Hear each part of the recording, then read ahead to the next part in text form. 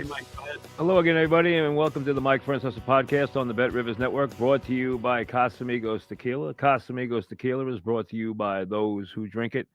We'll come to you on this Black Monday on the Mike Francesa channel on the Bet Rivers Network on YouTube. Now, it has been a rather quiet Black Monday. We've had some years where there's just been heads rolling here and there. That has not happened today. Uh, Remember, there were jobs that were vacated in season, so you have to take that into account. Those are open jobs. And then, of course, Jacksonville opened. We still have to wait and see what happens in uh, Vegas with Antonio, and then see what happens with the Cowboys with McCarthy. Now, the Bears have asked for the right to talk to McCarthy. McCarthy has it in his contract that if this doesn't get a contract renewal, he is allowed to talk to teams in about, I think, another week, somewhere right around there. If the Cowboys allow McCarthy to talk to the Bears, then I think his days in Dallas are over. Okay. And I think it's 50-50 whether they're going to keep him or not. Even Jerry Jones gave you a left hand, right hand. Yeah, I like what he's done. Nah, I don't know if we should keep. He admitted that he was talking out of both sides of his mouth yesterday after he met the media. I can see why the Bears want a guy like McCarthy. First of all, McCarthy's got a 19-7 record lifetime against the Bears. He beat the heck out of them when he was in Green Bay. He's won at two spots. He's won a Super Bowl. He's worked well with quarterbacks. Okay. Would he make sense for Chicago? Yes. Can anybody knock that hiring? No. I'm not the biggest Mike McCarthy fan, but you can't knock the fact that he wins, and you can't knock the fact that his teams are okay. Now, is he the best? I don't think so, but he's solid. Okay, he's a B. So we'll see what happens there. Um, I don't know if he's going to stay in Dallas. I could see him going to Chicago. Chicago's going to be an attractive job. There's no question about that. Why? Because it's the Bears, and the Bears are a big job, and you have a young quarterback. So the bottom line is, and they've had some bad years, so there's a lot to work with there. Now today, as expected, the Giants announced that they're keeping both. I told you all along I didn't know this was going to be the case. I told you all along that I thought this was going to be the case. And I told you yesterday that someone had told me that he believed it was strong that they were both coming back as long as Daboll agreed to certain things as far as how the coaching staff would be run in the future, which I clearly think he did. A lot of fans and a lot of media are unhappy that they're back. Could you have made a case for a change? Absolutely. Are these guys fortunate to be back? Yes. Can you make a case for them to come back? Not a strong one, but you could make one. Because at least they had the first year, which didn't allow them to get the quarterback that they wanted because they didn't have a bad first year. And they had to move forward with Jones, who it wasn't their guy, and it wasn't a long-term deal. And so the early success might have thrown them off their path. But let's be honest, these guys have been inept over the last 2.5 seasons since they were 6-3 in year one. They have been as bad as anything in the league, if not the worst in the league. And they're lucky to have jobs. Now, Daboll is not the same guy. I don't know what the real Daboll is. I don't know him. Don't know either of these guys. It's the first Giant guys I haven't even had any talks with at all. Okay, so I don't know these guys. Now, the general manager, to me, I had heard good things about him when he got hired. Didn't know him, never met him, but I had heard good things from people that I trusted. But I think every time he opens his mouth, he sounds ridiculous. I mean, even his comments now, when he gets to come back, instead of not saying anything or just saying, hey, we got to go work harder, we got to do a better job, to make the comment, I never wavered in my confidence that I was coming back. Hey, Who cares if you wavered? You had nothing to do with whether you were coming back or not. It was up to John Mara whether you were coming back or not. You had nothing to do. Who cares if your confidence didn't waver? All that tells you is that you're clueless. You should waver. Your confidence should be shaken. You've done a terrible job. So what do you mean your confidence hasn't wavered? Why not? It's not like you're knocking them down and picking them up. You're doing a terrible job. You're lucky you're here. My confidence never wavered that I was coming back. It wasn't your decision. What do you mean with confidence? Who cares about your confidence? I mean, it's a clueless statement after clueless statement. Just be quiet and try to get some players in there. The idea is to build a roster, okay? They have a lousy roster. Build the roster. Yes, you got to land on a quarterback, but you also have to build a roster. They're a bad roster right now, a really bad roster. But they're coming back. They have the third pick, and we'll see where this goes from here. John Mara, you can tell, was conflicted. He understands why people want to change. He also didn't have any stomach for change. And, hey, I believe in them, but I'm losing patience. You don't really believe in them, John. You just didn't want to make a change right now. You didn't want to go through the process again. But you know there's a good chance that you're going to have to fire these guys next year. Because you're not going to tolerate them going forward if they have another season. No matter what happens, no matter who they bring in to play the quarterback position, they have to be more competitive. And I don't even know what their message was at the end of the season. They went all out to win that game against the Colts. The Colts didn't have Richardson in that game. They didn't expect to play Flacco. They played Flacco. Their defense, they knew they weren't going to the playoffs. They didn't play. They probably thought they could beat the Giants on one leg. Now they get behind a couple of touchdowns. They go into the half. They think they're going to win the game. The kickoff gives the Giants life to start the third quarter. Now they're behind a couple of scores. They give up a couple of big plays. They don't tackle well, which is something they usually do. And they're in a hole. But they got that game to within 2 points. And the Giants went all out to win the game. Why did they do that? When yesterday, all they did was gimmick the game, so they made sure they lost it. Well, if you're going to tank one game, you tank the other game. They can't even do that with any semblance of order. They clearly tanked the game yesterday. They had Neighbors off the field when they needed him on there to try and win the game. He wasn't in there. They clearly were doing things to tank the game yesterday. It was obvious. But why wouldn't they do that against the Colts? They could have done that. They had played an okay game against the Colts. They could have let the Colts go by them in the late stages. They didn't. So weird message. Why, to win a home game? So they didn't go 0 for the season at home? Who cares? Now, if they had done that and Troy Aikman was waiting, or Luck was waiting, or, Peyton Manning or John Elway were waiting, it would have been a colossal blunder. Those guys aren't waiting this year. So to me, the 3 isn't much worse than the 1 this year. It really isn't. Now, I don't know if they're going to draft a quarterback. I don't know if they're going to trade for a quarterback. I don't know what they're going to do for a quarterback. I'll watch and see. There are a lot of different ways they could play this. We'll see as we go forward. But they're both back, and they're hoping for better days. I can see you being upset that they're back or not back. Now, the Jets, we know that you look at the 5 wins, you look at the win yesterday, and then you say what might have been. I understand you didn't get the best of Aaron Rodgers because the best of Aaron Rodgers is the best there is. He still had a solid year. Even though he didn't have a Rodgers year, he still wound up with 28 touchdowns and 10 and 11 intercepts. And he had 5 or 6 touchdowns dropped. And he had more balls dropped than anybody in the league. And the ineptitude of everything else was overpowering. And I'm not saying he didn't make some mistakes. He did. And he made mistakes on the field and off the field. But it looks like that's over. So we'll see where that takes us. The Jets sound like they're interested in Vrabel. Vrabel's going to the Pats to use the Jets. The Pats fired Mayo, And Kraft apologized for that today, saying, I gave Mayo no chance, and it was the toughest thing I ever did.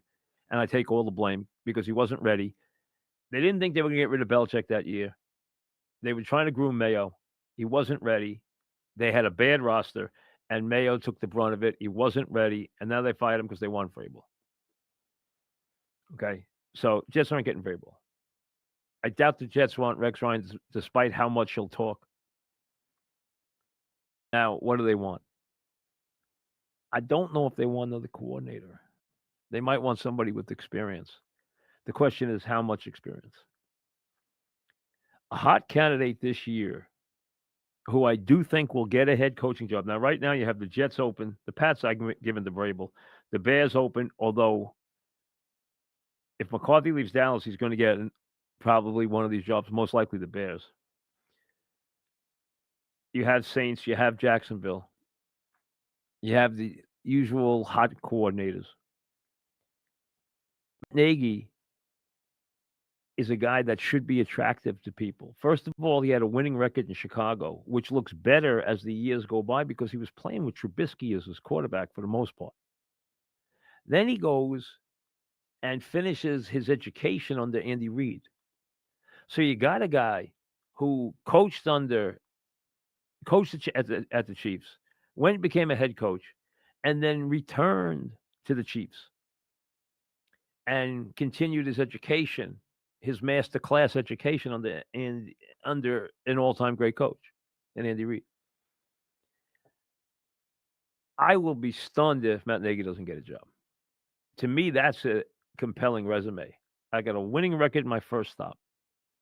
I won more games than I lost in a tough town with really no quarterback. I have been around greatness in Kansas City.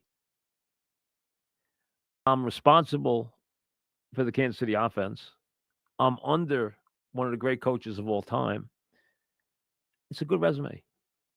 Makes him a very productive candidate, and I think a winning candidate. I would be stunned if he didn't get a head coaching job. Stunned. And I think he would be a good choice for somebody. You got Pete Carroll running around. Listen, Pete's resume is superb. He's also over 70 years old. I know he's youthful, but it's a tough sell.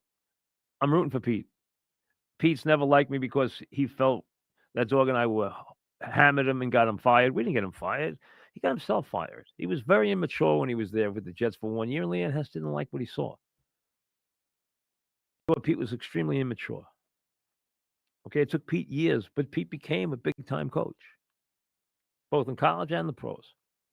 But he's not young. Rex Ryan, I'll tell you right now, I told you, I could build a team for the Jets right now where I would finish rebuilding, finish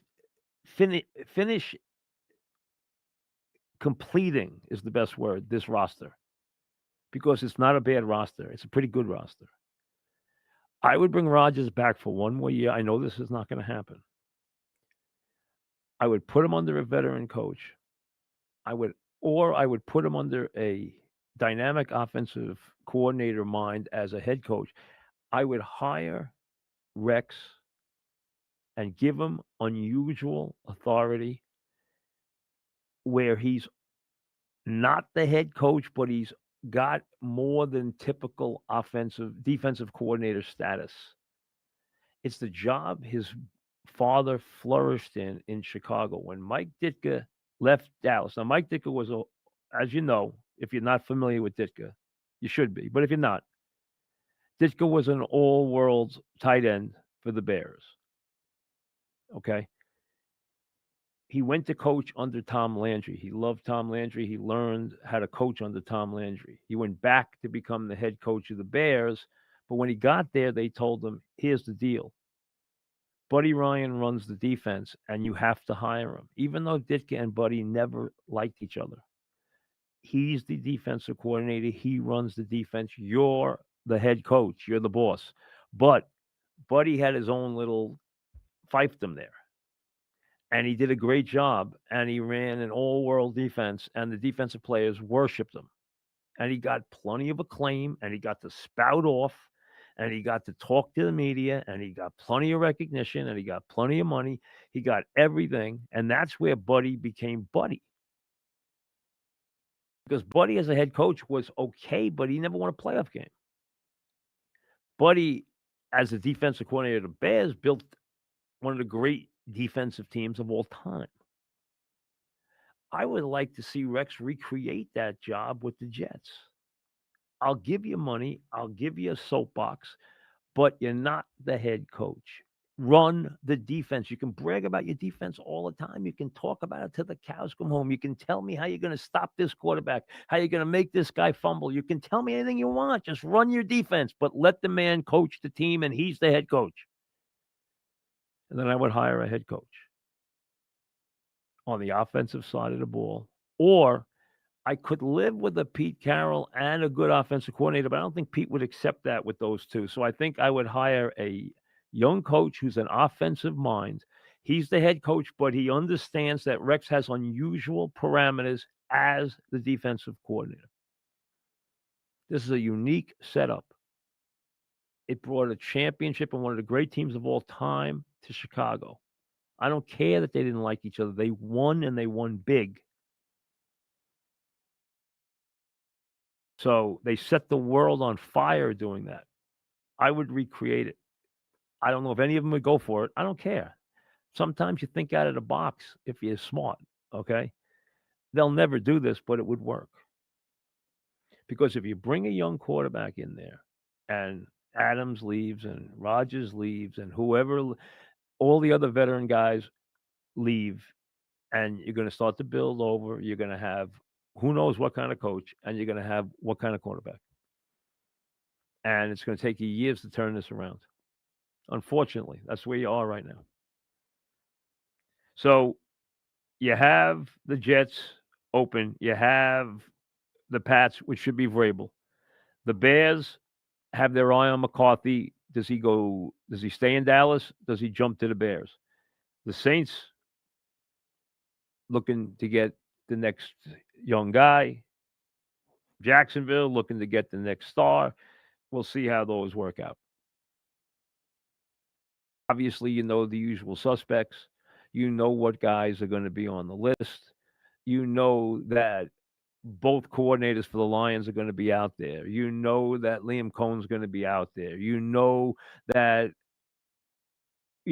Flores is going to be out there, and Joseph is going to be out there, and you can round up all the guys. There's just not that many jobs. Now, if the Cowboy job opens, where do they go? They might hire one of the young hotshot offensive guys if McCarthy leaves. And then the Raiders have to make a decision. Does Tom Brady play a part in that? Does he not play a part in that? Does Antonio get another year? We'll see. And that's basically it. Colts have decided to keep their guy. There's no other surprises out there. So you have 5, really 4, because the Pats are going to be Vrabel. You might have the Raiders, you might have the Cowboys, you might have McCarthy, but he'll be back in the league next year. And I would think Nagy be in the league somewhere here in this mix. Now, looking ahead, we got a great weekend of football, but think about what's going on here now. And this is where you need Bet Rivers. This is where you need to go to the Bet Rivers app. This is an incredible weekend coming up. You have a football bonanza. You have Notre Dame, Penn State on Thursday night. You have Texas and Ohio State on Friday night. You have 2 games on Saturday, 3 games on Sunday, and Vikings and Rams on Monday. 5 straight nights and days of games. 5 straight nights, throw in a couple of day games, throw in 3 games on Sunday, 2 games on Saturday, a Monday night game, a Friday night game, a Thursday night game. How much better than that does it get? I mean, can you imagine? I mean, if you like football, what's better than that kind of situation for 5 straight days? I mean, it does not get any better than that. It really doesn't. I mean, what else could you ask for? Now,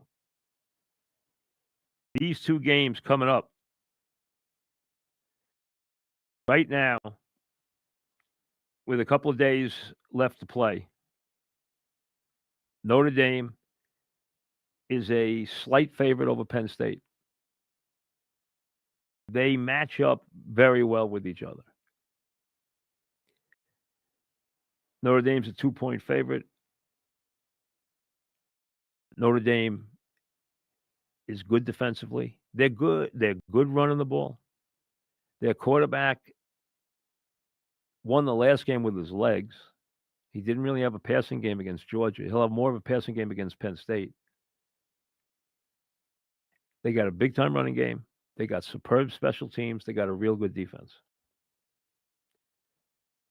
They've lost a couple of key guys, especially a defensive tackle who hurts, but they still played real good defense. Now, Penn State is a really good defensive team. Franklin has never been a good big game coach. His record against top 5, top 6 teams is dreadful. This is his chance to shine. This is going to be a big jump for Franklin if he wins. It's going to be a big jump for Freeman if he wins. They're going to be on the national stage as in the championship game. In the other game, I know Texas got a lot of talent. They got quarterbacks who can play. They got wide receivers who are fast. They got big linemen on both sides. They got speed at running back. They got big time defense. They got big time athletes. Ohio State's the best team in the country. They're the best team in the country, and their freshman wide receiver, Smith, is the best player in the country. If he were in this draft, I believe he would be drafted first. That's how good he is. He's that good. He's a better version of Calvin Johnson.